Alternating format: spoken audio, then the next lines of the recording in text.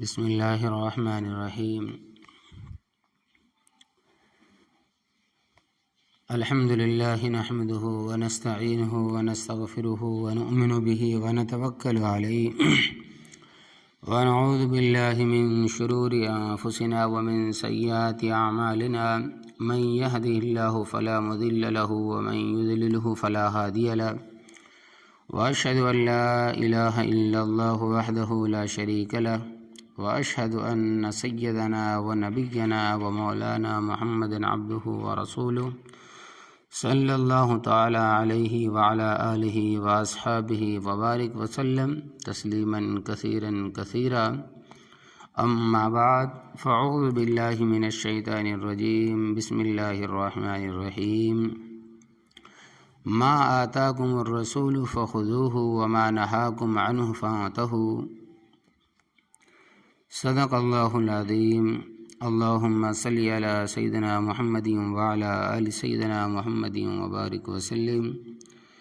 اللہم صلی علی سیدنا محمد وعلی آل سیدنا محمد وبارک وسلم۔ میرے قابل احترام بزرگوں، آپ سنیں، حضور صلی اللہ علیہ وسلم قرآن کریم کا عملی نمونہ ہے۔ قرآن کریم نبی کریم صلی اللہ علیہ وسلم پر ہماری ہدایت کے لیے نازل ہوا۔ خود نبی کریم صلی اللہ علیہ وسلم قرآن کریم کے عملی نمونہ تھے۔ جو کچھ آپ صلی اللہ علیہ وسلم نے کر کے دکھایا وہ سب قرآن کریم کی عملی شکل ہے، تاکہ آپ صلی اللہ علیہ وسلم کے عمل کو دیکھ کر اس پر عمل کریں۔ اس وقت ہمارا یہ عمل اصل میں قرآن کریم ہی پر عمل ہوگا، کیونکہ جو کچھ احادیث طیبہ میں ہے وہ سب قرآن کریم کے تفسیر و تشریح ہے۔ اسی اصول کی روشنی میں ہمیں اپنے حالات کا جائزہ لینا چاہیے، اور جو عمل ہمیں ایسا نظر آئے جو حضور اقدس صلی اللہ علیہ وسلم کے عمل میں نہیں ہے، اس کی ہمیں اصلاح کر لینی چاہیے، کیونکہ اللہ تبارک و تعالیٰ کے یہاں وہی عمل قبول ہوگا جو سنت کے مطابق ہوگا اور شریعت کے مطابق ہوگا، اور جو عمل سنت سے ہٹ کر ہوگا وہ عمل چاہے کتنا ہی مفید سے تر مفید ہو، لیکن وہ مقبول نہیں ہوگا، قابل قبول نہیں ہوگا، اس لیے کہ اللہ تبارک و تعالیٰ کے یہاں عمل کی مقبولیت کے لیے، عمل کی قبولیت کے لیے سرکار دو عالم صلی اللہ علیہ وسلم کی اتباع ضروری ہے، اور آپ صلی اللہ علیہ وسلم کے نقش قدم کے مطابق ہونا ضروری ہے۔ اجتماعی قرآن خوانی کا رواج۔ محترم، آج جو ہمارے معاشرے میں اجتماعی قرآن خوانی کا جو رواج ہے، اس سلسلے میں اس وقت میں ایک ایسی بات کی طرف آپ لوگوں کو توجہ دلانا چاہتا ہوں جس کا آج ہمارے معاشرے میں بہت زیادہ رواج ہو گیا ہے، لیکن سنت میں اس کی کوئی شکل و صورت نظر نہیں آتی۔ وہ یہ ہے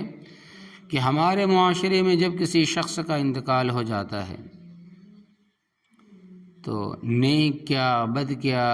نمازی کیا، بے نمازی کیا، حاجی کیا، پاجی کیا، تو قبرستان ہی میں دفن کے بعد اس کے لیے قرآن خوانی کا اعلان ہوتا ہے، بلکہ بعض اوقات اخبارات میں بھی یہ اطلاع کی جاتی ہے کہ فلاں شخص کو قرآن خوانی فلاں جگہ پر فلاں تاریخ کو فلاں وقت ہوگی، اور پھر لوگ دور دراز سے سفر کر کے اس اجتماعی قرآن خوانی میں شرکت کا بطور خاص اہتمام کرتے ہیں، بلکہ بعض جگہ تو اس کا رواج اتنا زیادہ ہو گیا ہے کہ ہر محلے میں مکان در مکان نمبر وار یہ سلسلہ اس طرح چلتا رہتا ہے کہ اس جمعے کو فلاں مکان میں اجتماعی قرآن خوانی ہوگی، دوسرے جمعے کو فلاں مکان میں ہوگی، اور تیسرے جمعے کو تیسرے مکان میں ہوگی۔ یوں ایک مسلسل سلسلہ چل رہا ہے جو ختم ہونے کو نہیں آتا۔ قرآن خوانی کا چلہ اور دعوت۔ جب کسی محلے میں ایک شخص کا انتقال ہو گیا تو اب 40 دن تک پورے محلے میں مکان در مکان قرآن خوانی کا سلسلہ چلتا رہے گا۔ اس دوران اگر دوسرے شخص کا انتقال ہو جائے تو دوسرا چلہ شروع ہو جائے گا۔ 40ویں دن جا کر اس کا اختتام ہوتا ہے، اور 40ویں دن خاص طور پر محلے والوں کو بلانے خوشی سے اجتماع کھانے پینے کا اہتمام ہوتا ہے جس میں تمام محلے والے ضرور جمع ہوتے ہیں، اور اس طرح 40ویں دن قرآن خوانی اور ایک شاندار دعوت پر اس کے انتقال کی خوشی اختتام پذیر ہوتی ہے، سنت واضح ہوتی ہے۔ اب سوچنے کی بات یہ ہے کہ اجتماعی مروجہ قرآن خوانی کی، یعنی اجتماعی قرآن خوانی کی کیا حقیقت ہے؟ حضور اقدس صلی اللہ علیہ وسلم اور صحابہ کرام رضی اللہ عنہم سے اس عمل کا کوئی ثبوت ملتا ہے؟ یہ بھی نہیں۔ یاد رکھیے، جو چیز سنت ہوتی ہے وہ بالکل واضح اور بے غبار ہوتی ہے، اس لیے حضور اقدس صلی اللہ علیہ وسلم نے اپنے زمانے میں اسے اختیار فرمایا۔ آپ کے جانصیر صحابہ کرام رضی اللہ عنہم اس پر عمل کرتے رہے، حضرات خلفائے راشدین اس کا اہتمام کرتے رہے، ان کے بعد نسلاً بعد نسل تابعین، تبع تابعین اور بزرگان دین برابر اس پر عمل کرتے رہے۔ تقریباً ساری سنتیں اسی طرح واسطہ در واسطہ ہم تک پہنچی ہے، جن کے پہنچنے میں کوئی غبار، کوئی پوشیدگی اور کوئی خفا نہیں ہے۔ رواجی قرآن خوانی ثابت نہیں۔ جب ہم اجتماعی اور رواجی قرآن خوانی پر غور کر کے اور اس کے اندر جو چیزیں پائی جاتی ہیں ان کا تصور کر کے نبی کریم صلی اللہ علیہ وسلم کی حیات طیبہ، صحابہ کرام رضی اللہ عنہم کی زندگیوں میں اور ان کی تعلیمات میں تلاش کرتے ہیں تو اس رائج الوقت صورتحال کے ساتھ اس کا کہیں سراغ نظر نہیں آتا۔ اگر واقعی یہ کوئی پسندیدہ اور مسنون عمل ہوتا تو ظاہر ہے کہ نبی کریم صلی اللہ علیہ وسلم خود اس کا اہتمام فرماتے۔ حالانکہ آپ کے سامنے آپ کے بہت سے پیارے صحابہ کرام رضی اللہ عنہم کا انتقال ہوا، آپ کی بعض ازواج مطہرات کا انتقال ہوا، آپ کی اکثر بیٹیوں کا انتقال ہوا، آپ کے صاحبزادوں کا انتقال ہوا اور آپ کے قریب ترین عزیزوں کا انتقال ہوا رضی اللہ تعالی عنہم اجمعین۔ لیکن ایک دفعہ بھی ایسا نہیں ملتا جس میں آپ نے صحابہ کرام رضی اللہ عنہم اجمعین کو باقاعدہ اعلان کر کے کہیں جمع ہونے کے لیے کہا ہو، میرے فلاں عزیز کا انتقال ہو گیا ہے، آپ سب لوگ مسجد نبوی میں جمع ہو جائے اور وہاں ہم سب اکٹھے ہو کر قرآن شریف ختم کریں گے اور ان کے لیے صالح ثواب کریں گے۔ ایسا کوئی عمل نہیں ملتا،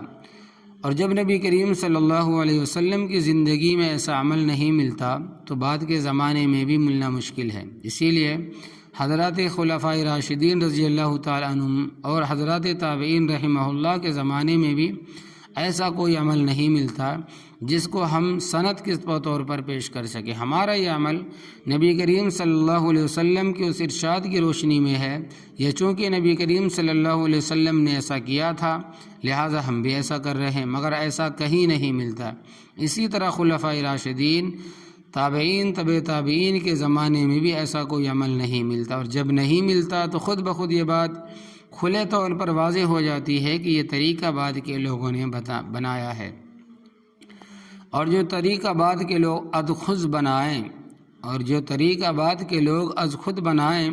جس کی سند اللہ تبارک و تعالی اس کے رسول صلی اللہ علیہ وسلم سے نہ ملتی ہو تو اس میں یہ بات نمایاں طور پر نظر آتی ہے کہ چونکہ سنت کا رنگ اس کے اندر نہیں ہے،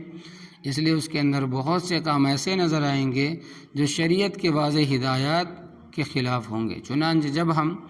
اس اجتماعی قرآن خوانی میں غور کرتے ہیں تو اس میں بہت سی ایسی باتیں نظر آتی ہے جو شریعت کے خلاف ہے۔ اجتماعی قرآن خوانی کی خرابیاں، مثلا پہلی بات تو یہ ہے کہ اس طرح جمع ہو کر قرآن شریف پڑھنا زیادہ سے زیادہ ایک نفل کام ہے، نہ فرض ہے، نہ واجب ہے اور نہ ہی سنت ہے، اور نفل کام کے لیے لوگوں کو زبردستی اکٹھا کرنا، جمع کرنا، بلانا اور جمع نہ ہونے پر اعتراض کرنا اور دل میں کدورت پیدا کرنا، بغض پیدا ہونا کہ صاحب ہم نے آپ کو بلایا تھا مگر آپ نے شرکت نہیں کی، یہ عمل شریعت کے اندر ناپسندیدہ ہے۔ شریعت کی اصطلاح میں اس کو مدعی کہا جاتا ہے، یعنی ایک وہ عمل جو شرعاً نہ فرض ہے اور نہ واجب ہے، لیکن ہم اس کے لیے لوگوں کے جمع ہونے کو اتنی اہمیت دیں کہ اگر وہ شرکت نہ کرے تو اس کی وجہ سے ان کی طرف سے دل میں کدورت، بغض، حسد پیدا ہو اور اس پر اعتراض پیدا ہو اور اس کو اس پر طعنہ دیا جائے کہ آپ نے شرکت کیوں نہیں کی، اور اگر اس کو کوئی عذر ہو تو وہ عذر بھی ہمارے نزدیک قابل قبول نہ ہو، لہٰذا یہ عمل شریعت میں ناپسندیدہ ہے۔ ناپسندیدہ اس لیے ہے کہ جب شریعت نے اس کو فرض و واجب اور ضروری قرار نہیں دیا تو تم نے اس کو فرض و واجب کا درجہ کیوں دے دیا؟ دکھاوا اور نمائش۔ دوسری قباحت اس کے اندر یہ ہے کہ اس قرآن خوانی میں عموماً شرکت بطور دکھاوے کی ہوتی ہے، خالصتاً اللہ تبارک و تعالیٰ کے لیے نہیں ہوتی۔ لیکن اگر جمع ہونے کی پابندی نہ ہوتی بلکہ اعلان ہو جاتا کہ ہر شخص مرنے والے کے لیے جہاں اور جب اور جتنی توفیق ہو وہ قرآن کریم پڑھ کر ایصال ثواب کر دے، آپ حضرات کا مرحوم پر احسان ہوگا، تو اس صورت میں جو شخص جتنا ایصال ثواب کرے گا وہ اللہ تبارک و تعالیٰ کی رضا کے لیے کرے گا۔ اب اگر تھوڑا عمل بھی کرے اور اللہ تبارک و تعالیٰ کی رضا کے لیے کرے گا تو وہ بہتر ہوگا بنسبت اس کے کہ صرف قرآن خوانی میں دکھاوے کے لیے اور حاضری میں نام لکھوانے کے لیے شرکت کرے، کیونکہ اس طرح اس کے شرکت کرنے میں قرآن پڑھنے میں وہ خلوص پیدا نہیں رہتا۔ صحیح قرآن خوانی کی 3 شرطیں ہیں۔ ہم جو قرآن خوانی کریں ان کے لیے 3 شرطیں ہیں۔ حضرت اشرف علی تھانوی رحمۃ اللہ علیہ کا ایک واقعہ یاد آ گیا، آپ سنتے جائیں کہ یہ واقعہ آپ کے ایک شاگرد نے سنایا کہ حضرت تھانوی رحمہ اللہ جب کانپور میں مدرس تھے تو ایک روز ہم لوگ حضرت تھانوی رحمۃ اللہ علیہ کی خدمت میں سبق پڑھنے کے لیے حاضر ہوئے تو دیکھا کہ حضرت والا بہت مغموم بیٹھے ہیں،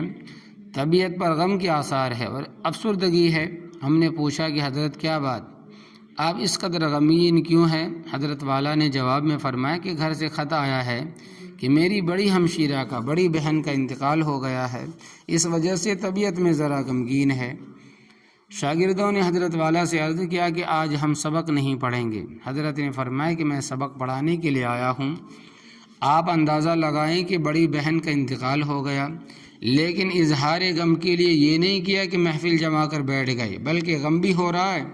ساتھ ساتھ کام کرنے کے لیے بھی تشریف لائے ہیں۔ جب شاگردوں نے سبق نہ پڑھنے پر زیادہ اصرار کیا تو آپ نے بھی ان کو سبق پڑھنے پر مجبور نہیں کیا۔ اس کے بعد ان طلباء نے عرض کیا کہ آج ہم اس گھنٹے میں کچھ قرآن کریم کی تلاوت کر کے مرحومہ کو ایصال ثواب کرنا چاہتے ہیں۔ حضرت والا نے فرمایا کہ میں چند شرطوں کے ساتھ اس بات کی اجازت دیتا ہوں، اگر تم ان شرائط کی پابندی کر سکو تو ٹھیک ہے ورنہ رہنے دو۔ پہلی شرط یہ ہے کہ تم سب اکٹھے ہو کر قرآن شریف مت پڑھنا، بلکہ ہر شخص انفرادی طور پر فرداً اکیلے قرآن کریم کی تلاوت کرے۔ دوسری شرط یہ ہے کہ جو شخص جتنا آسانی کے ساتھ پڑھ سکے وہ اتنا پڑھ کر ایصال ثواب کر دے۔ اگر ایک پارہ پڑھنا ممکن ہو تو 1 پارہ پڑھ لے، آدھا پارہ پڑھ سکتا ہو تو آدھا پڑھ لے، 1 پاؤ پڑھ سکتا ہو تو 1 پاؤ پڑھ لے، 1 رکوع پڑھ سکتا ہو تو 1 رکوع پڑھ لے، ورنہ کم از کم 3 مرتبہ سورہ اخلاص ہی پڑھ لے۔ قرآن کریم ختم کرنا کوئی ضروری نہیں ہے۔ تیسری شرط یہ ہے کہ جب تم پڑھ کر ایصال ثواب کر لو تو کوئی طالب علم مجھے آ کر یہ نہ بتائے کہ حضرت میں نے آپ کی بہن کے لیے، آپ کی ہمشیرہ کے لیے اتنا قرآن شریف پڑھا ہے، مجھے بتانے کی ضرورت نہیں، اس لیے کہ اگر تم مجھے بتانے کی نیت سے پڑھو گے تو اس میں خلوص کہاں رہے گا، اخلاص کہاں رہے گا، بلکہ صورت میں تم اپنے آپ پر جبر کر کے زیادہ پڑھو گے، اس لیے کہ دل میں یہ خیال آئے گا کہ اگر ہم نے 1 پارہ پڑھ کر حضرت والا کو بتایا 1 پارہ پڑھا ہے تو حضرت کہیں گے کہ بس 1 ہی پارہ پڑھا ہے، بس ہم سے اتنا ہی محبت تھی، بس ہم سے اتنی ہی محبت تھی۔ اس لیے ہر طالب علم جبر کر کے زیادہ سے زیادہ پڑھنے کی کوشش کرے گا، زبردستی زیادہ سے زیادہ پڑھنے کی کوشش کرے گا، جس کی وجہ سے اس میں خلوص باقی نہیں رہے گا، اور جب خلوص نہیں ہوگا تو پڑھنے کا ثواب کیا ملے گا۔ لیکن جب یہ پابندی لگا دی کہ مجھے کوئی آ کر نہ بتائے تو اب جو طالب علم جتنے بھی قرآن شریف پڑھے گا وہ خلوص سے پڑھے گا، اور خلوص کے ساتھ 3 مرتبہ سورہ اخلاص پڑھنا دکھاوے کے بغیر خلوص کے لیے پورا قرآن شریف پڑھنے سے یقیناً زیادہ بہتر ہے۔ لہٰذا اگر ہم بھی یہ 3 شرطیں اپنا لیں تو ہماری یہ قرآن خوانی بھی درست ہو سکتی ہے۔ ہماری مروجہ قرآن خوانی میں، ہماری اجتماعی قرآن خوانی میں یہ تینوں قباحتیں موجود ہیں، جس کی وجہ سے اس کے اندر نہ سنت کا نور ہے، نہ خلوص کی روح ہے، بعض مرتبہ ثواب کے بجائے الٹا گناہ کا اندیشہ ہو جاتا ہے۔ لہٰذا ہمیں بھی یہ شرطیں یاد رکھنی چاہیے اور آئندہ ان پر عمل کرنا چاہیے۔ نہ پورا قرآن شریف ختم کرنے کو اپنے اوپر لازم کریں اور نہ جمع ہونے کی پابندی کریں، بلکہ ہر آدمی اپنے طور پر اپنی جگہ جتنا ہو سکے قرآن شریف پڑھ کر ایصال ثواب کر دیا کرے۔ انفرادی ایصال ثواب بہت آسان ہے۔ تو حضرات گرامی سامعین، یہ انفرادی طور پر ایصال ثواب تو اتنا آسان ہے کہ روزانہ بھی ہو سکتا ہے اور زندگی بھر بھی ہو سکتا ہے، اس لیے کہ ساری پریشانی جمع ہونے کی ہے، دور دراز کے فاصلے ہیں، ہر آدمی مصروف ہے اور سب کا ایک جگہ جمع ہونا بہت مشکل، اور انفرادی عمل میں سہولت ہی سہولت ہے اور عین شریعت کے مطابق بھی ہے، اور پورا قرآن شریف ختم کرنے کی پابندی کوئی آسان بھی نہیں ہے، اس لیے کہ کبھی آدمی کے پاس وقت ہوتا ہے اور کبھی نہیں ہوتا، کسی کو فرصت ہے کسی کو نہیں، کسی کو عجلت ہے کسی کو بیماری ہے، لہٰذا اب سارے لوگ اس پابندی کی وجہ سے بندھے بیٹھے ہیں، کسی نہ کسی طرح یہ 30 پارے گلے سے اتارنے ہیں، جس کا نتیجہ یہ ہے کہ جلدی جلدی قرآن شریف پڑھنے میں حروف کی ادائیگی صحیح نہیں ہوتی، کٹ کٹ کر حروف ادا ہوتے ہیں، غنہ، اکفا، مد، اظہار کی ادائیگی بھی نہیں ہوتی، اور الٹا سیدھا قرآن کریم پڑھنے کی وجہ سے پڑھنے والے لعنت کے مستحق ہوتے ہیں۔ الٹا سیدھا قرآن کریم پڑھنے کی وجہ سے پڑھنے والے لعنت کے مستحق ہوتے ہیں، کیونکہ بعض آثار میں ہے کہ بہت سے قرآن شریف پڑھنے والے ایسے ہوتے ہیں کہ قرآن شریف ان پر لعنت کرتا ہے۔ چنانچہ علماء کرام نے اس کی تشریح میں فرمایا ہے کہ اگر قرآن شریف کے حروف کی ادائیگی صحیح نہ ہو تو قرآن شریف اپنے پڑھنے والوں پر لعنت کرتا ہے، اور جب قرآن شریف لعنت کر رہا ہے تو اس پر ثواب کیسے ملے گا؟ پڑھنے والا خود لعنتی ہو رہا ہے تو پڑھانے والوں کو کیا ثواب ملے گا؟ بلکہ پڑھنے والا اور گنہگار ہو رہا ہے، کیونکہ قرآن شریف کے الفاظ کو تجوید کے مطابق صحیح مخارج سے ادا کرنا واجب ہے، اور واجب کی خلاف ورزی گناہ ہوتی ہے۔ پورا قرآن کریم ختم کرنے کی پابندی یہ بھی عام رواج ہے، عام رسم ہے، تمام گھروں میں عالم کیا، حافظ کیا، جاہل کیا، حاجی کیا، نمازی کیا، لہذا 30 پارے ختم کرنے کی پابندی بہت تکلیف دہ ہے۔ اس کے لیے بعض اوقات لوگ کم جمع ہوتے ہیں، جو بیچارے آ گئے وہ پھنس گئے، اب ان کے لیے وہ 30 پارے جو ممبر پر رکھے ہوئے ہیں، ڈیسک پر، کرسی پر رکھے ہوئے ہیں، بینچ پر رکھے ہوئے ہیں، وافت جان بنے ہوئے ہیں، وہ ان کو دیکھ دیکھ کر گھبرا رہے ہیں، بھئی یہ تو 2 گھنٹے میں بھی ختم نہیں ہوں گے، لہذا آپ خود فیصلہ کریں کہ وہ اس تکلیف و دہ صورت میں کس انداز سے ان کو پڑھ کر ختم کریں گے۔ انگلی اور بسم اللہ کا ختم یہ بھی تو رواج ہے، اس کا بھی سنیں، سمجھ میں آئے گا کہ لوگوں کو ہم جو جمع کرتے ہیں گھروں کے اندر وہ کس طرح قرآن کریم کو ختم کرتے ہیں۔ قرآن خوانی میں اجتماعی کی پابندی کی وجہ سے کچھ ایسے لوگ بھی اس میں شریک ہو جاتے ہیں جنہوں نے قرآن شریف نہ کبھی سیکھا، نہ کبھی پڑھا، نہ کبھی دیکھا، چنانچہ وہ لوگ بھی اس میں شریک ہو کر ایک سپارہ اٹھا لیتے ہیں اور ہر سطر پر ہر لائن پر بسم اللہ الرحمن الرحیم پڑھ کر پورا پارہ ختم کر دیتے ہیں، اس کو بسم اللہ کا ختم کہا جاتا ہے۔ اور کوئی اللہ کا بندہ ایسا بھی ہوتا ہے جس کو بسم اللہ بھی نہیں آتی، بسم اللہ کا ختم نہیں جانتا، وہ تو یہ کرتا ہے کہ زبان سے تو کچھ نہیں پڑھتا بلکہ ہر سطر پر ہر لائن پر انگلی پھیرتا چلا جاتا ہے، یہ انگلی کا ختم کہلاتا ہے۔ اب آپ بتائیے کہ قرآن کریم اور حدیث شریف میں بسم اللہ کے ختم کا کہیں ثبوت ہے، کہیں کوئی نشان ہے، کہیں کوئی حدیث سے ثابت ہے؟ یہ ساری مصیبت اجتماع کی پابندی کی وجہ سے آئی، اجتماع کی پابندی کی وجہ سے آئی، چونکہ قرآن خوانی کا اعلان ہو چکا ہے، اس لیے اس اعلان پر لبیک کہنا ضروری ہے، چہرہ دکھانا بھی ضروری ہے۔ بھئی کوئی پروفیسر ہے، کوئی صدر ہے، کوئی نائب صدر ہے، یا کوئی پھر سرپنچ ہے، کوئی MLA ہے، کوئی بڑا افسر ہے، تو ان کا لبیک کہنا ضروری ہے، چہرہ دکھانا ہے، بڑے کے گھر میں قرآن خوانی ہے، اور وہ اعلان اذان سے بھی بڑھ کر ہے، وہ جو اعلان ہے وہ اذان سے بھی بڑھ کر ہے۔ اذان کہنے پہ وہی لوگ جو قرآن خوانی میں جمع ہو جاتے ہیں وہ اذان کہنے پہ مسجد میں بھی نہیں آتے۔ تو مطلب یہ ہوا کہ وہ اعلان جو قبرستان میں یا گھر پر کہی ہے وہ اعلان اذان سے بھی بڑھ کر ہے۔ جتنے بے نمازی ہے وہ اذان سن کر مسجد میں نہیں آئیں گے، لیکن قرآن خوانی کا اعلان سن کر سب سے پہلے پہنچے ہوئے ہوں گے، ختم سے پہلے نہ جا سکنا۔ اور پھر جب تک وہ قرآن شریف پورا ختم نہیں ہوگا اس وقت تک کوئی شخص وہاں سے اٹھ نہیں سکتا۔ اب اندر سے طبیعت اکتا رہی ہے، ضروری کام پیش آ رہا ہے، کہیں جانے کا تقاضا ہے، لیکن رسم و رواج کی وجہ سے ہم اس کے پابند ہیں کہ کسی طرح 30 پارے مکمل ہو تو ہم یہاں سے چھوٹیں۔ تو اس لیے حضرت تھانوی رحمۃ اللہ علیہ کی یہ بات یاد رکھنے کی ہے کہ مقدار کی کوئی پابندی نہ ہو، اس لیے کہ اللہ تبارک و تعالیٰ کے یہاں تو خلوص دیکھا جاتا ہے۔ اگر خلوص کے ساتھ ایک آیت بھی پڑھی جائے گی تو بغیر خلوص کے ایک پارہ پڑھنے سے زیادہ بہتر ہے ایک آیت کا پڑھنا۔ دوسری بات یہ تھی کہ سب اپنی اپنی جگہ پر قرآن کریم کی تلاوت کریں، جس کو جتنی فرصت ہو اس کے مطابق قرآن شریف محض اللہ تبارک و تعالیٰ کے لیے پڑھ کر ایصال ثواب کر دے۔ نہ مرنے والے کے پسماندگان کو بتانے کی ضرورت ہے اور نہ وہ خود لوگوں سے پوچھے کہ آپ نے ہمارے مرحوم کو کتنے پارے پڑھ کر بخشے، اس لیے کہ ایصال ثواب تو ہمارے اور اللہ تبارک و تعالیٰ کے درمیان ایک معاملہ ہے۔ اب ہم نے اپنی طرف سے درمیان میں مرحوم کے پسماندگان کو اس طرح داخل کر لیا کہ ان کے اعلان پر ہم ایصال ثواب کریں، پھر ان کو بتائیں کہ ہم نے اتنے پارے پڑھ لیے ہیں اور پھر ان سے اجازت لے کر رخصت ہو۔ یہ ساری پابندیاں ہم نے اپنی طرف سے بڑھا لی ہے، جس کی وجہ سے ہم خود مصیبت میں گرفتار ہیں۔ شریعت نے اس میں کوئی پابندی نہیں لگائی تھی،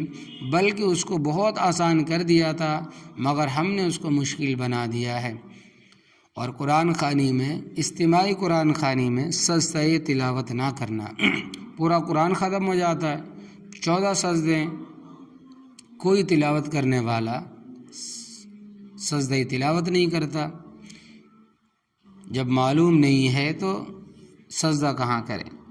اور پھر اس اکٹھے جمع ہونے میں ایک قباحت اور یہ بھی ہے کہ وہ یہ کہ چونکہ ہم قرآن شریف پڑھاتے نہیں ہیں، اس لیے کہ اس کے ضروری احکام سے بھی بے خبر ہے۔ چنانچہ ایک ضروری حکم یہ ہے کہ قرآن شریف میں 14 سجدے واجب ہے۔ کوئی شخص جب ان آیات سجدہ کو پڑھنے یا سنے سجدہ کو پڑھے یا سنے تو پڑھنے والے پر اور سننے والے پر سجدہ تلاوت واجب ہو جاتا ہے، لیکن اس اجتماعی قرآن خوانی میں قرآن شریف تو سب پڑھ لیتے ہیں مگر سجدہ تلاوت کرنے والے کوئی نظر نہیں آتا، اس لیے کہ اکثر لوگوں کو اس بارے میں یہ حکم معلوم نہیں ہے، اور جب معلوم نہیں ہے تو سجدہ کیوں کریں گے؟ تو اس طرح وہ سجدہ تلاوت پڑھنے والے کے ذمہ واجب رہ جاتے ہیں۔ اب آپ دیکھیں کہ قرآن شریف پڑھنے کا جو عمل نفل تھا وہ تو ادا کر لیا، لیکن واجب اپنے گردن پر رہ گیا، اور پھر ساری عمر ان سجدوں کو ادا کرنے کی توفیق نہیں ہوتی، اور وہ یوں ہی دنیا سے رخصت ہو جائیں گے اور وہ واجب اپنے ذمہ لے جائیں گے، پھر اللہ تبارک و تعالیٰ کے یہاں اس کے پر پکڑ ہوگی۔ اب یہ بھی رواج ہے کہ دوسروں کی طرف سے سجدہ تلاوت کرنا۔ بعض جگہ یہ بھی سننے میں آیا ہے کہ جو شخص قرآن خوانی کا انتظام کرتا ہے وہ خود سب کی طرف سے 14 سجدے ادا کر لیتا۔ یہ تو ایسا ہی ہو گیا جیسے کسی نے دوسرے کی طرف سے فرض نماز پڑھ لی۔ مثلا ایک شخص دوسرے سے کہے کہ بھائی میں نے تمہاری طرف سے فجر کی نماز پڑھ لی ہے، کیونکہ فجر میں تم سے اٹھا نہیں جاتا اور تم سوتے رہتے ہو، تو جس طرح دوسرے کی طرف سے نماز نہیں پڑھی جا سکتی، اسی طرح دوسرے کی طرف سے سجدہ تلاوت بھی نہیں کیا جا سکتا۔ آپ تمام سامعین کرام کو ایک واقعہ سنانا چاہتا ہوں، ایک جھوٹے پیر کا قصہ۔ حضرت تھانوی رحمۃ اللہ علیہ فرماتے ہیں کہ اپنے تقریر میں حضرت اشرف علی تھانوی رحمۃ اللہ علیہ نے اپنے تقریر میں ایک جھوٹے پیر کا قصہ بیان فرمایا ہے، اور پہلے زمانے میں جھوٹے پیر بہت ہوا کرتے تھے، جنہوں نے غلط کام کر کے شریعت کو بدنام کیا ہے، جو جھوٹے پیر ہوا کرتے تھے، جنہوں نے غلط کام کر کے شریعت کو بدنام کیا اور ان کی وجہ سے لوگ بھی دین سے بیزار ہو گئے۔ اسی قسم کے ایک جھوٹے پیر صاحب ایک گاؤں میں اپنے مریدوں کے یہاں پہنچے۔ گاؤں والوں نے دیکھا کہ پیر صاحب بہت کمزور اور دبلے ہو رہے ہیں۔ انہوں نے پوچھا کہ حضرت کیا بات، آپ اتنے کمزور کیوں ہو رہے ہو؟ پیر صاحب نے ایک آنکھ کھینچ کر جواب دیا کہ میں کمزور کیوں نہ ہوں، میں تمہاری طرف سے نمازیں پڑھتا ہوں، تمہاری طرف سے روزے رکھتا ہوں، اور خیر یہ تو میرے لیے آسان ہے، لیکن اس سے بڑھ کر یہ غم ہے کہ قیامت کے روز تم سب کی طرف سے پل صراط پر چلوں گا، جو بال سے زیادہ باریک، تلوار سے زیادہ تیز ہے، چونکہ تم سب مجھ سے بیعت ہو گئے ہو، اس لیے تم سب کو جنت میں پہنچانے کی ذمہ داری بھی تو میری ہے، اس لیے اس غم میں دبلا اور کمزور ہو گیا ہوں۔ بس اس کی فکر مجھے ہر وقت لاحق رہتی ہے۔ جب گاؤں والوں نے پیر کی یہ درد مندی دیکھی تو ایک زمیندار کو بڑا رحم آیا کہ پیر صاحب تو ہماری طرف سے بڑی محنت اٹھا رہے ہیں۔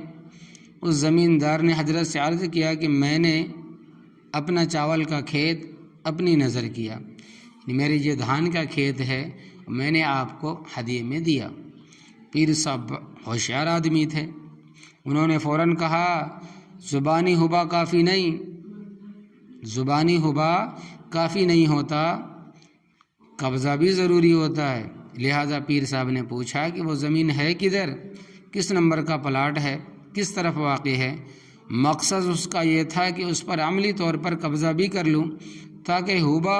تمام ہو جائے اور یقینی طور پر میں نے قبضے میں آ جائے اور میں مالک بن جاؤں۔ اس زمیندار کا کیا اعتبار ہو سکتا ہے کہ کل کو اپنی بات سے پھر جائے؟ چنانچہ اس زمیندار نے جواب دیا کہ وہ اس طرف ہے، چلیے دیکھ لیجئے۔ آپ کو معلوم ہی ہے کہ چاول کے کھیت میں یعنی کہ دھان کے کھیت میں کئی فٹ پانی کھڑا رہتا ہے اور کھیتوں کے درمیان پگ ڈنڈی بھی پتلی سی ہوتی ہے، یعنی کہ چلنے کے جو راستے ہوتے ہیں پتلی سی ہوتی ہے، اس کو آر کہہ لیں، میڑ کہہ لیں، اور اس پگ ڈنڈی کے دونوں طرف اتنا پانی ہوگا تو وہ خشک بھی نہیں ہوگی، اور اگر اس پگ ڈنڈی کے دونوں طرف اتنا پانی ہوگا کئی فٹ تو وہ خشک بھی نہیں ہوگی بلکہ وہ بھی گیلی اور چکنی ہو رہی ہوگی۔ چنانچہ یہاں بھی ایسا ہی تھا۔ وہ زمیندار پیر صاحب کو لے کر چلا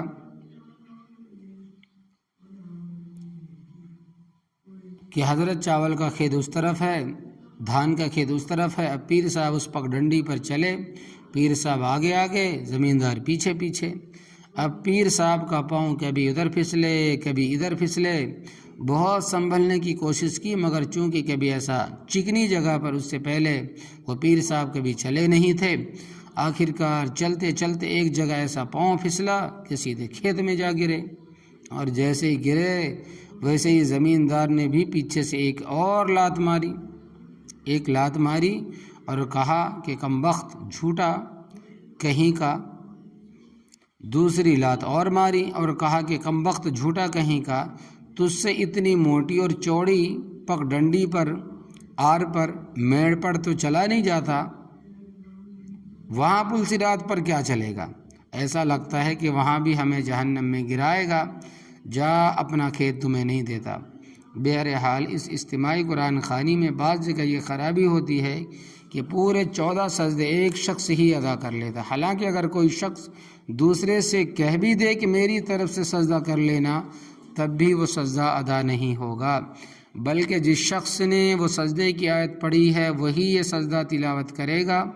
تب جا کے وہ سجدہ تلاوت ادا ہوگی۔ اب سنیں نام و نمود کی خرابی۔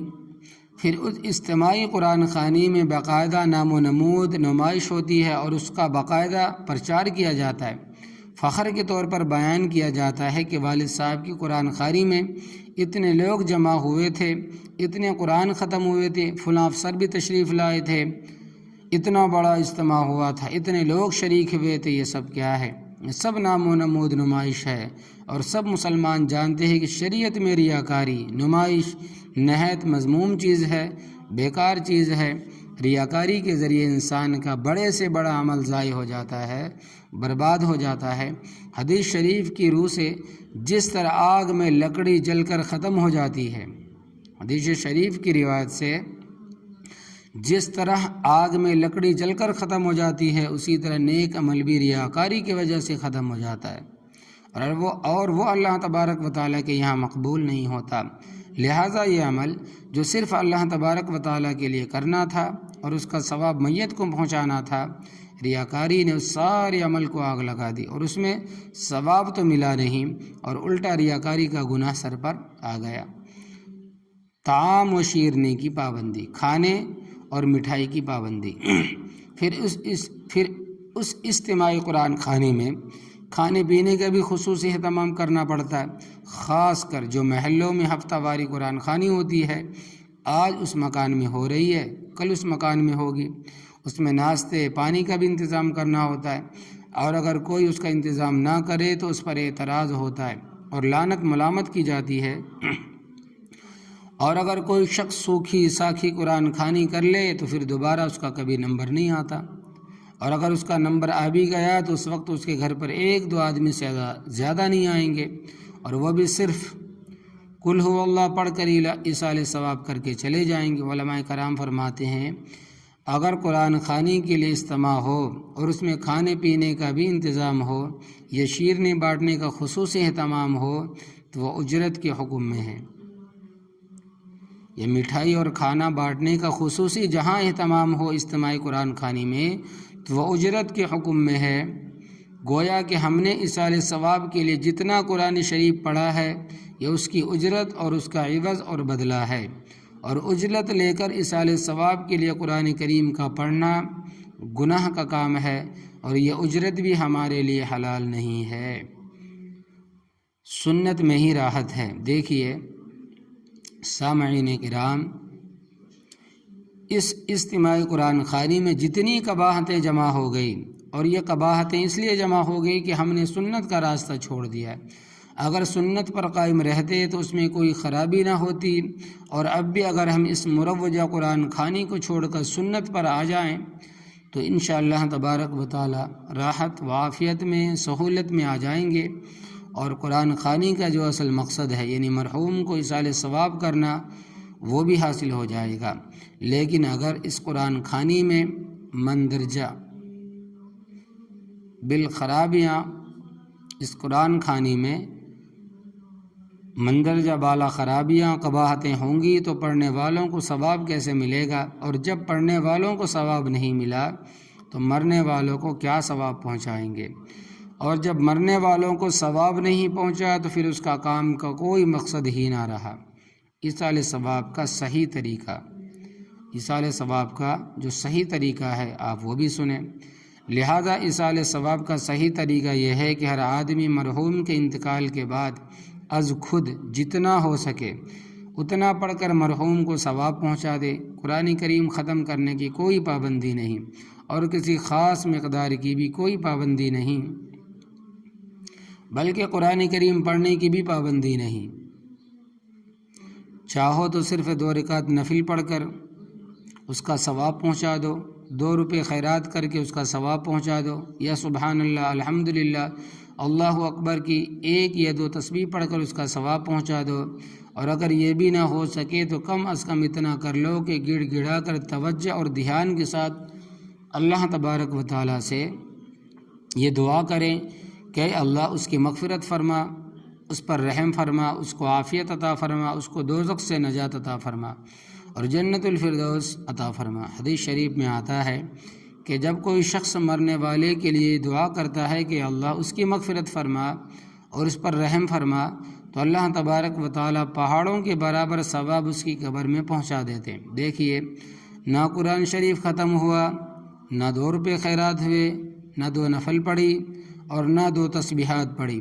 بلکہ صرف اس کے لیے دعا کر دی، تو یہ دعا بھی اس کے لیے نافع ہے، فائدہ مند ہے۔ اب ہر آدمی آسانی کے ساتھ یہ دعا کر سکتا ہے، اور یہ سہولت سنت پر عمل کرنے کی بدولت حاصل ہو جائے گی۔ سورہ اخلاص کے فضائل و برکات۔ اور اگر کچھ پڑھ کر ہی ایصال ثواب کرنا چاہتے ہو تو قل هو اللہ احد پڑھ کر ایصال ثواب کر دو۔ حدیث میں اس کے بڑے فضائل آئے ہیں۔ یہ تو سب کو معلوم ہے کہ 3 مرتبہ قل هو اللہ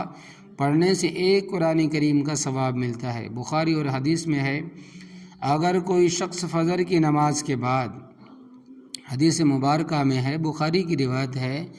اگر کوئی شخص فجر کی نماز کے بعد 12 مرتبہ قل هو اللہ پڑھے گا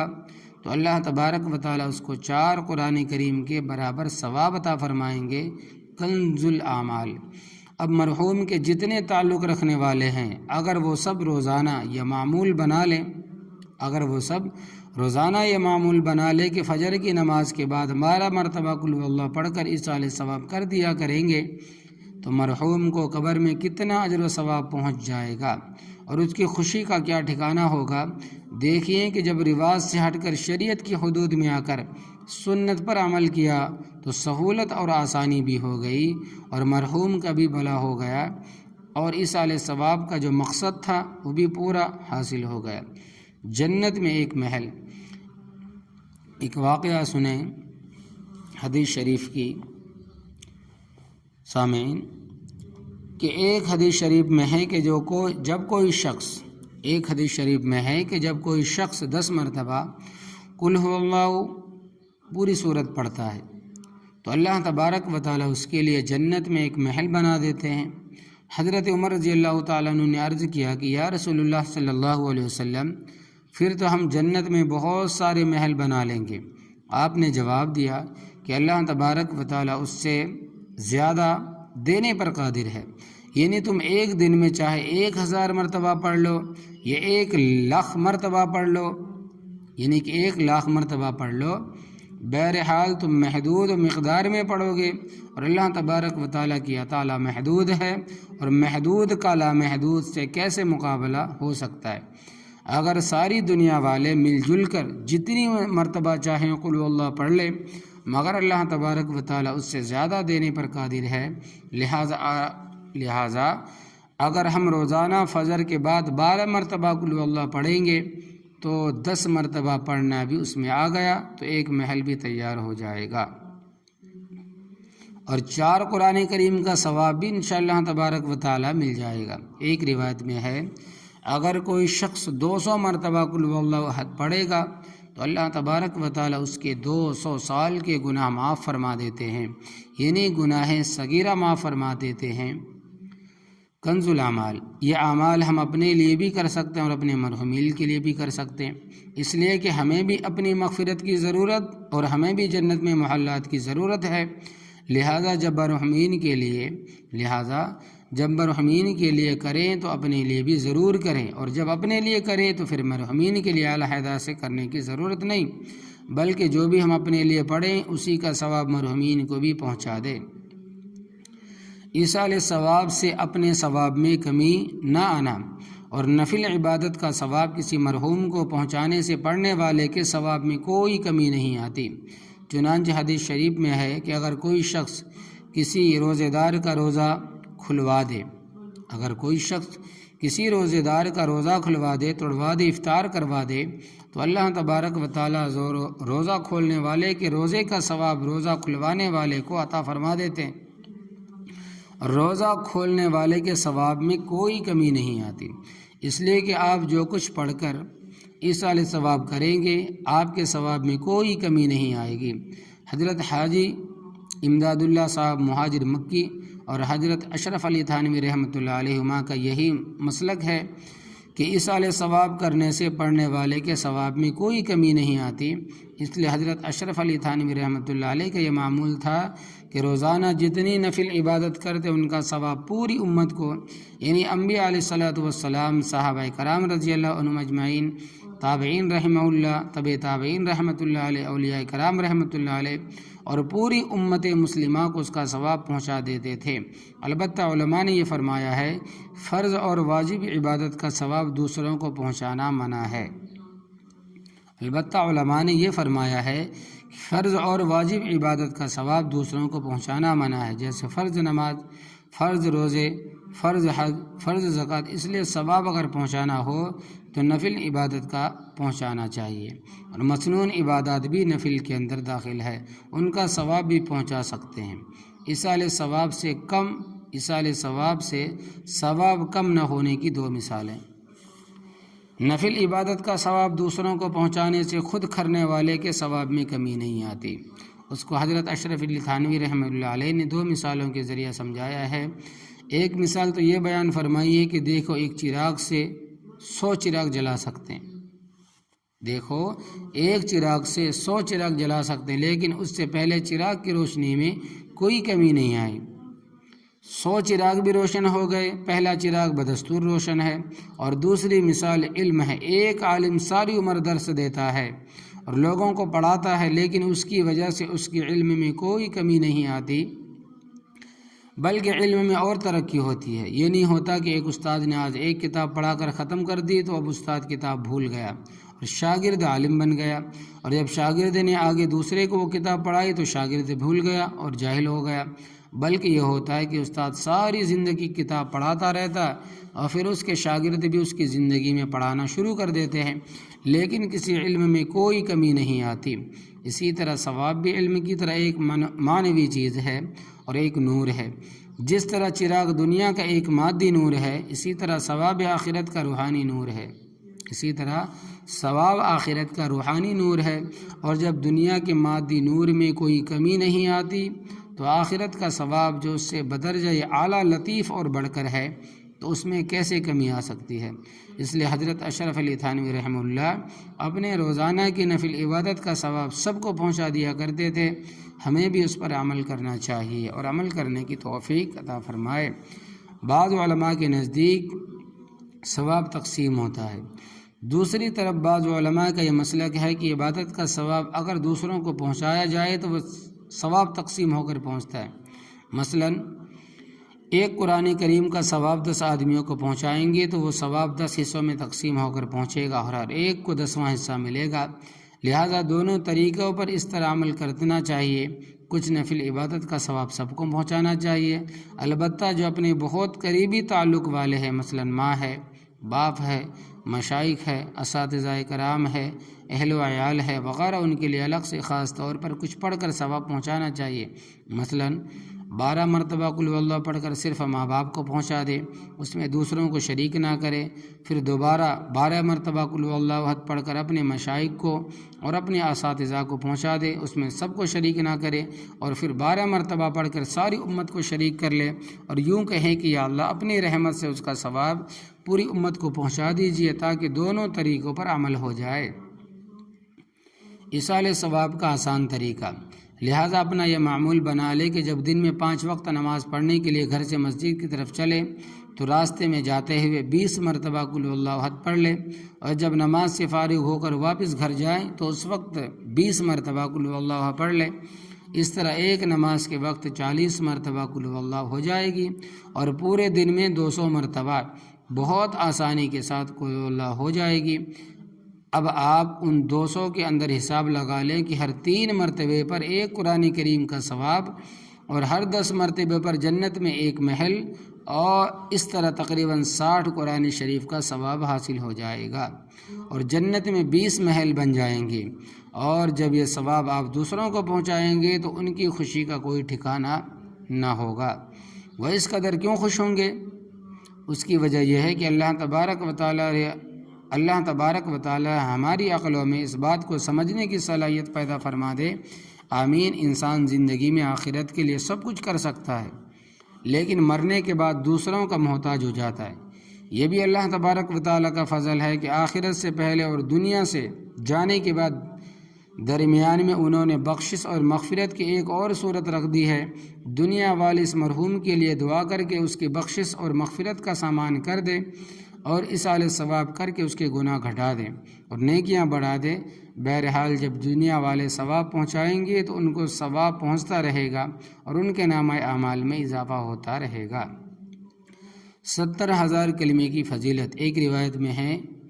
اگر کوئی شخص 70,000 مرتبہ کلمہ طیبہ پڑھ کر کسی مرحوم کو بخش دے تو وہ قبر کے عذاب سے نجات پا جاتا ہے، چنانچہ امام یافعی رحمہ اللہ علیہ اپنی کتاب نزہۃ البساطین میں ایک واقعہ لکھا ہے کہ ایک بزرگ فرماتے ہیں کہ میرے محلے میں ایک نیم مجذوب قسم کے آدمی رہتے تھے۔ کبھی کبھی ایسی باتیں کیا کرتے تھے کہ جس کی وجہ سے مجھے شک ہوتا تھا کہ شاید یہ اصلی مجذوب نہیں ہے بلکہ بناوٹی مجذوب ہے، مگر اس بات کا یقین نہیں تھا۔ ایک دن ایسا ہوا کہ ایک دعوت میں وہ بھی مدعو تھے اور میں بھی مدعو تھا۔ کھانا کھایا جا رہا تھا۔ کھانا کھانے کے دوران ان پر یکایک ایک حال طاری ہوا اور اس حال کے اندر زور زور سے رونے لگے اور بار بار یہ کہنے لگے کہ ہائے میری ماں کو قبر کا عذاب ہو رہا ہے، میری ماں بہت سخت عذاب میں مبتلا ہے، میری ماں کو بچاؤ۔ میں نے دل ہی دل میں یہ سوچا کہ میں نے کلمہ طیبہ کو 70,000 مرتبہ پڑھا ہوا ہے، آج میں اس کی ماں کو اس کا ثواب بخش کر یہ آزمائش کرتا ہوں کہ یہ مجذوب سچا ہے یہ جھوٹا ہے۔ تو اس کے بارے میں جو روایت مجھ تک پہنچی وہ درست ہے یہ بھی نہیں۔ چنانچہ میں نے دل ہی دل میں اللہ تبارک و تعالیٰ سے عرض کیا، یا اللہ میں نے جو 70,000 مرتبہ کلمہ طیبہ پڑھا ہوا ہے وہ میں نے اس کی ماں کے اوپر قربان کیا۔ جیسے ہی میں نے یہ دعا کی اس کے دوسرے لمحے میں نے اس مجذوب کو دیکھا کہ وہ خوش ہو کر کہنے لگا، اب تو میری ماں قبر کے عذاب سے بچ گئی، وہ بڑے آرام میں ہے اور اس کا سب عذاب ختم ہو گیا۔ وہ بزرگ فرماتے ہیں کہ اس واقعے سے مجھے دو باتیں حاصل ہوئی، ایک یہ کہ 70,000 والی روایت جو مجھے پہنچی تھی وہ اس کی مجھے تحقیق نہیں تھی، آیا یہ روایت مستند ہے یہ بھی نہیں۔ اب مجھے اطمینان ہو گیا کہ یہ روایت سچی ہے کیونکہ میں نے خود تجربہ کر کے دیکھ لیا۔ دوسرے یہ کہ مجھے اس مجذوب کے بارے میں شبہ رہتا تھا کہ یہ اصلی مجذوب ہے یہ بناوٹی مجذوب، اب وہ میرا شبہ بھی دور ہو گیا اور وہ بدگمانی جو رہتی تھی وہ بھی الحمدللہ دور ہو گئی اور اس کا اطمینان ہو گیا کہ یہ سچا مجذوب ہے جھوٹا نہیں ہے۔ موت سے پہلے موت کی تیاری۔ بہرحال اللہ تبارک و تعالیٰ نے عالم برزخ میں بھی ہمارے لیے یہ رحمت کا سامان کیا ہوا ہے۔ اگر دنیا والے مرنے والے کو ثواب پہنچاتے رہتے ہیں، اگر دنیا والے مرنے والوں کو ثواب پہنچاتے رہے اور اس کے لیے بخشش کی دعا کرتے رہے تو وہاں بھی مغفرت کا سامان ہو سکتا ہے۔ اس لیے اہل برزخ منتظر رہتے ہیں، لہذا اس سے پہلے کہ ہم منتظر ہوں ہمیں اپنے لیے سب کچھ کر لینا چاہیے، کسی دوسرے پر بھروسہ نہیں کرنا چاہیے۔ جیسے دنیا کے کاموں میں دوسروں پر تکیہ کر کے نہیں بیٹھتے بلکہ از خود محنت کرتے ہیں اور کماتے کھاتے ہیں، یہی اصول آخرت کے لیے بھی اپنانا چاہیے۔ از خود آخرت کے لیے تیاری کرے اور محنت و مشقت برداشت کر کے آخرت بنائے۔ یہ دنیا ختم ہو جانے والی ہے، آخرت باقی رہنے والی ہے۔ جو اللہ تبارک و تعالیٰ کے پاس ہے وہ باقی رہے گا اور جو ہم یہاں جمع کرتے ہیں وہ ختم ہو جائے گا۔ قرآن کریم کا ارشاد ہے کہ ما عندکم ينفد وما عند اللہ باق، جو کچھ تمہارے پاس ہے وہ ختم ہو جائے گا اور جو اللہ تبارک و تعالیٰ کے پاس ہے وہ باقی رہنے والا ہے۔ اب ہم فانی کی خوب کوشش کریں اور باقی کے لیے کوئی محنت اور کوشش نہ کرے، یہ بڑی ناسمجھی کی بات ہے۔ مرنے والے کی زندہ آدمی زندہ کو نصیحت۔ ایک بزرگ ایک قبرستان سے گزر رہے تھے، بطور کرامت ایک صاحب قبر کا حال ان پر منکشف ہوا۔ انہوں نے دیکھا کہ ایک قبر میں ایک میت بالکل صحیح سلامت اور زندہ ہے۔ انہوں نے جا کر سلام کیا، اس نے سلام کا جواب دیا۔ پھر ان بزرگ نے اس سے پوچھا کہ تم پر کیا حال گزرا؟ اس نے جواب دیا کہ میں بالکل ٹھیک ہوں، البتہ ایک بات میں آپ سے کہنا چاہتا ہوں کہ وہ یہ ہے کہ دنیا میں جو ہم نے قبر کے بارے میں سنا تھا، نیک کام کرنے سے قبر میں راحت اور آرام اور اجر و ثواب ملتا ہے اور گناہ کرنے سے قبر میں تکلیف اور عذاب ہوتا ہے۔ یہاں آ کر میں نے ہر چیز اپنی آنکھوں سے مشاہدہ کر لیا، دیکھ لیا ہے، جو کچھ سنا تھا اس کو بالکل صحیح پایا، نیک کام کا ثواب بھی دیکھ لیا اور برے کام کا عذاب بھی دیکھ لیا، لیکن یہ سب کچھ دیکھنے کے بعد اب میں کچھ کرنا چاہتا ہوں تو نہیں کر سکتا، اور تم اس وقت جہاں ہو اور جہاں سے تم مجھ سے باتیں کر رہے ہو گو تم نے ان چیزوں کا مشاہدہ نہیں کیا، لیکن تم سب کچھ کر سکتے ہو۔ لیکن تم سب کچھ کر سکتے ہو لیکن کرتے نہیں ہو۔ یعنی کہ میں اگر یہاں سے کوئی نیک کام کروں تو کوئی ثواب نہیں، اگر تم کرو گے تو فوراً ثواب ملے گا، ایک سبحان اللہ کے بدلے 70,000 قرآن کریم دینا۔ میرے ایک دوست نے ایک بزرگ کا واقعہ سنا ہے کہ وہ قبرستان سے جا رہے تھے، ان پر بھی ایک قبر کا حال منکشف ہوا۔ انہوں نے دیکھا کہ میت قبر کے اندر صحیح سلامت اور زندہ ہے اور قرآن شریف پڑھنے میں مشغول ہے۔ انہوں نے اس قبر والے سے کہا کہ ہم نے یہ سنا تھا کہ مرنے کے بعد کوئی عمل نہیں، وہاں صرف دو چیزیں ہیں، یا عذاب ہے یا آرام ہے، گناہوں کی وجہ سے عذاب میں رہتا ہے یا نیکیوں کی وجہ سے آرام میں رہتا ہے، لیکن یہ نہیں سنا تھا کہ وہاں بھی تلاوت، نماز، تسبیح کرنی ہوگی، پھر تم یہاں قرآن کریم کی تلاوت کیوں کر رہے ہو؟ اس میت نے جواب دیا کہ جب کوئی شخص دنیا سے عالم برزخ میں قدم رکھتا ہے تو قبر میں رکھنے کے بعد اس سے پہلے 3 سوال و جواب ہوتے ہیں۔ اگر وہ ان میں کامیاب ہو جاتا ہے تو اس کے بعد اس سے کہا جاتا ہے تمہیں قبر میں اپنا وقت قیامت کے انتظار میں گزارنا ہے، تاکہ جب سب دنیا والے یہاں آ جائے تو آخرت قائم ہو، لہذا یہ قبر تمہاری انتظار گاہ ہے، اور اگر تمہارے پاس یہاں کوئی مصروفیت اور مشغلہ نہیں ہوگا تو تم خالی پڑے پڑے اکتا جاؤ گے، اس لیے تم اپنا پسندیدہ کام جو تمہیں دنیا میں اچھا لگتا تھا وہ بتا دو، تمہیں یہاں اس کی اجازت دے دی جائے گی۔ چنانچہ مجھے بھی یہ کہا گیا، تو چونکہ دنیا کے اندر میں قرآن کریم کی تلاوت کو بہت محبوب رکھتا تھا، قرآن کریم کا عاشق تھا اور ہر وقت تلاوت کرتا رہتا تھا، اس لیے میں نے عرض کیا کہ اگر مجھے قرآن کریم کی تلاوت کی اجازت مل جائے تو یہ میرے لیے بہت کچھ ہے۔ چنانچہ مجھے اجازت مل گئی، اس لیے میں ہر وقت قرآن شریف پڑھتا رہتا ہوں۔ اس کے بعد میت نے ان بزرگ سے کہا کہ میں نے یہاں قبر میں 70,000 قرآن شریف ختم کیے ہیں۔ ان بزرگ سے کہا اس میت نے کہ میں نے یہاں قبر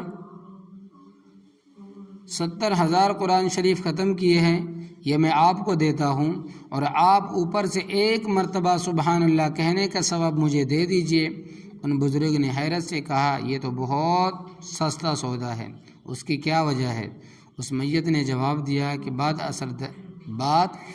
دراصل یہ ہے کہ تم جہاں سے باتیں کر رہے ہو وہاں سبحان اللہ کا بڑا ثواب ہے، اور یہاں 70,000 قرآن شریف کا 1 سبحان اللہ کے برابر بھی ثواب نہیں ہے۔ اللہ اکبر کبیرہ۔ زندگی میں آخرت کی تیاری دیکھیے، اب اس وقت ہم اوپر ہیں اور واقعتاً اگر 1 مرتبہ سبحان اللہ کہیں تو جنت میں ایک درخت لگ جائے،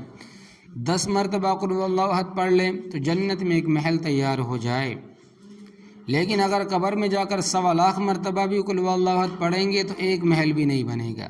ایک قرآن شریف کا بھی ثواب نہیں ملے گا۔ یہ کتنا سبق آموز واقعہ ہے، مگر ہمارا وہی حال ہے جیسا کہ پچھلے واقعے میں اس میت نے کہا تھا، میں نے یہاں آ کر دیکھ لیا سبحان اللہ کا یہ ثواب ہے، الحمدللہ کا یہ ثواب ہے، قل هو اللہ احد کا یہ ثواب ہے، مگر اب کچھ کر نہیں سکتا، اور جہاں تم اس وقت ہو وہاں تم سب کچھ کر سکتے ہو۔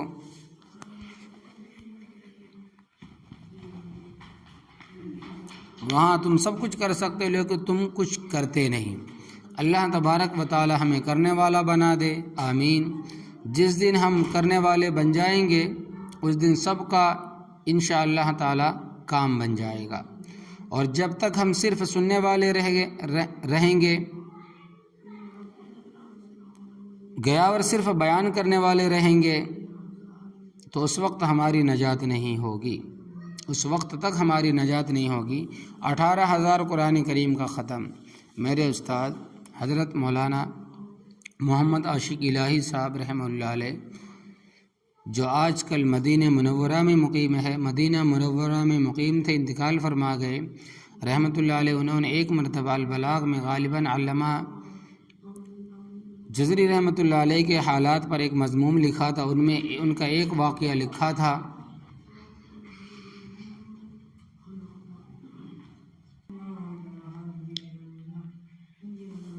تو فرماتے ہیں کہ ایک مضمون لکھا تھا، اس میں ان کا ایک واقعہ لکھا تھا کہ جب ان کے انتقال کا وقت قریب ہوا اس وقت ان کی ہمشیرہ ان کے سرہانے بیٹھی ہوئی تھی۔ ظاہر ہے کہ جب آدمی آنکھیں بند کر لیتا اور تیز تیز سانس لینے لگتا ہے تو پھر ہر شخص کو رونا آتا ہے کہ اب ہمارے اور ان کے درمیان جدائی ہونے والی ہے، اس لیے ان کی ہمشیرہ سرہانے بیٹھ کر رونے لگی۔ جب روتے روتے ہچکیاں بند ہو گئی تو اس کی آواز سے انہوں نے آنکھ کھولی اور ہمشیرہ سے پوچھا، تم کیوں رو رہی ہو؟ ہمشیرہ نے کہا کہ بھائی یہ رونے کا وقت ہے، اس لیے کہ تھوڑی دیر کے بعد اب تم ہم سے جدا ہونے والے ہو، تمہاری جدائی پر رونا آ رہا ہے۔ انہوں نے فرمایا کہ بہن میرے مرنے پر تم مت رونا، اس کے لیے کہ تمہارا بھائی خالی ہاتھ نہیں جا رہا۔ اور پھر گھر کے ایک کونے کی طرف اشارہ کر کے فرمایا کہ بہن تمہارے بھائی نے اس کونے میں 18,000 قرآن شریف ختم کیے اور اس کے ذرہ ذرہ میں قرآن کریم بسا ہوا ہے، اور مجھے اللہ تبارک و تعالیٰ کی رحمت سے بہت امید ہے کہ وہ مجھے بخش دیں گے، کیونکہ یہ میرا کوئی کمال نہیں، میری کیا مجال اور طاقت تھی کہ میں اتنے قرآن کریم پڑھوں، یہ صرف اس کے فضل سے میں نے پڑھا ہے، اس نے توفیق دی تو میری زبان نے قرآن کریم کی تلاوت کی، لہذا مجھے امید ہے کہ مجھے اس وقت اس کے ثواب سے محروم نہیں فرمائیں گے بلکہ مالا مال کریں گے۔ حضرت والا مد ذلہ نے لکھا ہے کہ یہ 18,000 قرآن کریم کے وہ تھے جو صرف اس ایک کونے میں پڑھے تھے، اور اس کے علاوہ دوسری جگہوں پر جو قرآن کریم پڑھے تھے ان کو بھی اگر شامل کر لیا جائے پھر مجموعی تعداد 24,000 بن جاتی ہے۔ تو اللہ اکبر کبیرہ۔ بزرگوں کے اوقات میں برکت، اصل بات یہ ہے کہ اللہ تبارک و تعالیٰ بزرگوں کے اوقات میں برکت ڈال دیتے ہیں۔ ہمارا پارہ آدھے گھنٹے میں ختم ہوتا ہے اور ان کا پارہ ہمارے لحاظ سے زیادہ سے اور صاف 10 منٹ میں ختم ہو رہا ہے۔ یہ نہیں کہ انہوں نے 10 منٹ میں جلدی پڑھ کر پارہ ختم کر لیا ہوگا،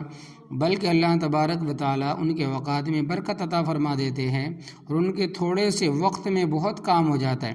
جیسے ربڑ، 1 گز کی ربڑ کو اگر کھینچو گے تو وہ 10 گز ہو جائے گی، اسی طرح وقت تو وہی ہے، فرق یہ ہے کہ ہمارا حق میں 1 گز ہے اور ان کے حق میں 100 گز ہے، اس لیے بطور کرامت ان کا تھوڑے وقت میں بہت اور زیادہ کام ہو جاتا ہے۔ حضرت شاہ اسماعیل شہید رحمۃ اللہ علیہ کی کرامت، حضرت شاہ اسماعیل شہید رحمۃ اللہ علیہ کی یہ کرامت تھی کہ وہ عصر سے مغرب تک پورا قرآن کریم ختم کر لیا کرتے تھے۔ چنانچہ ایک مرتبہ حضرت سید مولانا عبدالحی رحمۃ اللہ علیہ واعظ فرما رہے تھے اور اس میں حضرت شاہ محمد اسماعیل شہید رحمۃ اللہ علیہ بھی موجود تھے۔ واعظ کے دوران، تقریر کے دوران حضرت نے بیان فرمائی کہ اس وقت مجمع میں ایک صاحب ایسے موجود ہیں جو عصر سے مغرب تک پورا قرآن شریف ختم کر لیتے ہیں۔ لوگ سمجھ گئے کہ کس کی طرف اشارہ ہے، چنانچہ واعظ کے بعد لوگ حضرت شاہ اسماعیل شہید رحمۃ اللہ علیہ کے ارد گرد جمع ہو گئے اور ضد کرنے لگے کہ ہمیں بھی یہ کرامت دکھائیے۔ حضرت نے قبول فرما لیا اور عصر کی نماز کے بعد گومتی کے پل پر کھڑے ہو گئے، سارا مجمع وہاں موجود تھا۔ حضرت نے علم سے قرآن شریف کی تلاوت شروع کی اور ادھر سورج غروب ہو رہا تھا اور حضرت سورۃ الناس کی تلاوت کر رہے تھے۔ اب دیکھیے کہ عصر سے مغرب تک بمشکل 1.5 گھنٹہ ہوتا ہے، لیکن حضرت نے اس میں پورا قرآن شریف مجمع کے سامنے تلاوت کر کے آداب کے ساتھ پڑھ کر سنا دیا۔ تو اس طرح اللہ تبارک و تعالیٰ ان کے اوقات میں برکت عطا فرما دیتے ہیں۔ 20 لاکھ نے کیا۔ میں ایک کلمہ اور پڑھنے کے لیے بتایا کرتا ہوں جو پڑھنے میں بہت آسان اور ثواب اس کا بہت عظیم ہے۔ وہ کلمہ یہ ہے کہ لا الہ الا اللہ وحدہ لا شریک لہ لہ احد صمد لم یلد ولم یولد ولم یکن لہ کفوا احد۔ اب دیکھیے یہ کلمہ کتنا آسان، اس میں آدھی قل اللہ احد ہے، شروع میں کلمہ ہے، درمیان میں صرف 2 لفظ احدن صمدن نئے ہیں، اور اس کلمے کی فضیلت یہ ہے کہ اگر کوئی شخص اس کلموں کو 1 مرتبہ پڑھ لے تو اس کو 20 لاکھ نیکیاں ملتی ہے۔ اندازہ لگائیے کہ ہماری یہ زندگی کتنی قیمتی ہے، ہم اس میں آخرت کا کتنا سرمایہ آسانی کے ساتھ جمع کر سکتے ہیں۔ اگر کوئی 20 لاکھ روپے کمانا چاہے تو عموماً چند سیکنڈ میں نہیں کما سکتا، بلکہ چند منٹ، چند گھنٹے اور چند مہینوں میں بھی نہیں کما سکتا، لیکن آخرت کی 20 لاکھ نیکیاں چند سیکنڈوں میں حاصل کر سکتا۔ اگر کوئی شخص 5 مرتبہ پڑھ لے تو 1 کروڑ نیکیاں حاصل ہو گئی۔ لہٰذا یہ معمول بنا لو، ہر نماز کے لیے مسجد آتے وقت 5 مرتبہ پڑھیں گے اور 5 مرتبہ واپس جاتے وقت پڑھیں گے، اور پھر اس کا ثواب اپنے ماں باپ، اپنے اہل و عیال اور اپنے اولیاء مشائخ کو پہنچا دو، اور اگر ماں باپ زندہ ہے تو زندگی میں بھی ان کو ثواب پہنچا سکتے ہیں، اس لیے کہ جس طرح ان کا حق مرنے کے بعد ہے اسی طرح زندگی میں ان کا حق ہے۔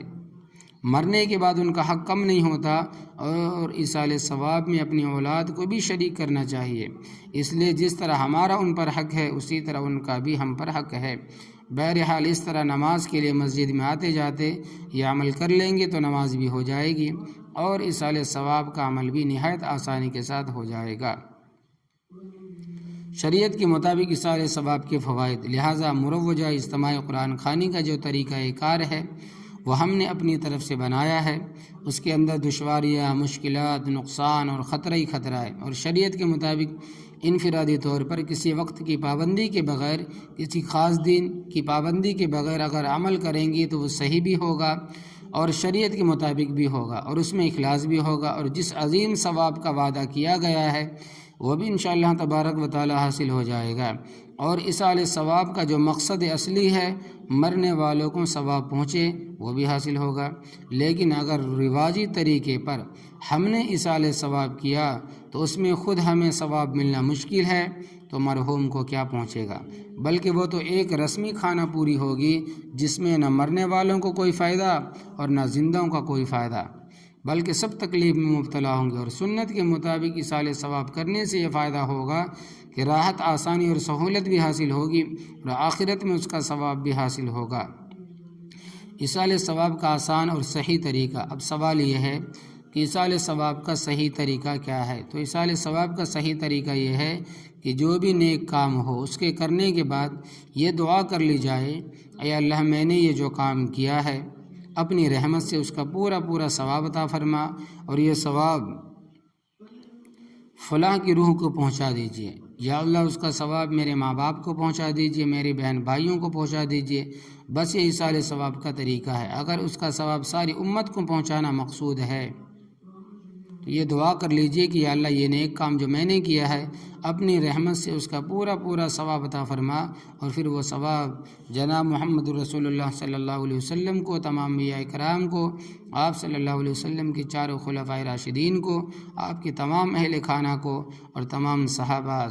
رضی اللہ عنہم اجمعین کو، سارے تابعین، تبع تابعین رحمہ اللہ کو، ائمہ مجتہدین رحمہ اللہ علیہ، اور سلف صالحین رحمہ اللہ علیہ، اور حضرت آدم علیہ الصلوۃ والسلام سے لے کر آج تک جتنے مسلمان پیدا ہوئے ہیں اور قیامت تک جتنے مسلمان پیدا ہوں گے، اور جو وفات پا چکے ہیں اور جو زندہ ہے، اور مردوں کو بھی عورتوں کو بھی جنات کو بھی اس کا ثواب پہنچا دیجیے۔ اس طرح سب کو ثواب پہنچ جائے گا، اور اتنے لوگوں کو ثواب پہنچانے کی جو نیکی ہے اس نیکی کا ثواب آپ کو الگ ملے گا انشاءاللہ تبارک و تعالی، وہ ثواب آپ کے کھاتے میں لکھا جائے گا۔ مزار پر حاضری کا ادب اور ایصال ثواب۔ ایصال ثواب کا ایک طریقہ مزار پر حاضر ہو کر ایصال ثواب کرنا ہے۔ اس کا طریقہ یہ ہے کہ جب کسی کے مزار پر جانا ہو تو جیسے ہی قبریں شروع ہو جائے اس وقت وہاں پر سلام کہیں کہ السلام علیکم یا اہل القبور، اے قبر والو تم پر سلام ہو۔ اس کے بعد قبروں کے اوپر نہ چلیں بلکہ اس راستے پر چلیں جو قبروں سے الگ ہو، اور جب اس شخص کے مزار پر پہنچے جس کے مزار پر جانا مقصود ہو تو اس کے قریب جانے کا طریقہ یہ ہے کہ پیروں کی طرف سے جاتے ہوئے سینے کی طرف آ کر اس کے مزار پر جانے کا طریقہ مقصود یہ ہے کہ طریقہ یہ ہے کہ پیروں کی طرف سے جاتے ہوئے سینے کی طرف آ کر اس طرح کھڑے ہو جائے کہ آپ کی پشت قبلے کی طرف ہو، یعنی کہ آپ کی پیٹھ جو ہے وہ قبلے کی طرف ہو اور چہرہ اس میت کے سامنے ہو۔ جیسے کوئی آدمی قبلے کی طرف کروٹ لے کر سویا ہوا ہو تو اس کا چہرہ اور سینہ قبلے کی طرف ہوگا، لہذا پیروں کی طرف سے آتے ہوئے اس کے سینے کے بالمقابل کھڑے ہو جائیں اور پھر السلام علیکم کہیں، اور بیٹھنے کا دل چاہ رہا ہو تو بیٹھ جائیں۔ علماء نے لکھا ہے کہ مرنے والے کا ادب ایسا ہی ہے جیسا زندگی میں ہوتا ہے۔ جس طرح بڑوں کے سامنے کھڑے کھڑے گفتگو نہیں کرتے بلکہ ادب سے بیٹھ کر ان سے بات چیت کرتے ہیں، اسی طرح مرنے کے بعد ویسا ہی معاملہ کرے۔ اور بعض لوگ ایسے ہوتے ہیں کہ جن سے ہم کھڑے کھڑے بات کرتے ہیں اور سلام دعا کر کے چلے جاتے ہیں، لہٰذا مرنے کے بعد بھی ان کا اتنا ہی ادب ہے کہ ان کے سینے کے سامنے جا کر کھڑے ہو جائے اور مثلاً 1 مرتبہ سورہ فاتحہ اور 3 مرتبہ قل هو اللہ احد پڑھ کر یہ دعا کرے، اے اللہ اس کا ثواب ان قبر والے کو پہنچا دیجئے، اور پھر آخر میں یہ دعا کر لے، اے اللہ ان کی مغفرت فرما، ان کی بخشش فرما، ان کے درجے بلند فرما، ان کو قبر کے عذاب سے، دوزخ سے نجات عطا فرما، اور ان کو اپنی رحمت سے جنت میں داخل فرما۔ یہ سب کلمات ضرور کہیں، اس لیے کہ ہماری یہ دعا ان کے لیے باعث نجات ہے، اور خلوص، توجہ اور دھیان سے یہ دعا کر کے آخر میں السلام علیکم کہہ کر واپس آ جائیں، بس یہ ایصال ثواب کا صحیح طریقہ ہے۔ اللہ تبارک و تعالی ہم سب کی اور ہماری مرحومین کی بخشش فرمائے، اور سنت پر چلنے کی ہم سب مسلمانوں کو توفیق عطا فرمائے، آمین یا رب العالمین۔ وآخر الدعوانا ان الحمد للہ رب العالمین۔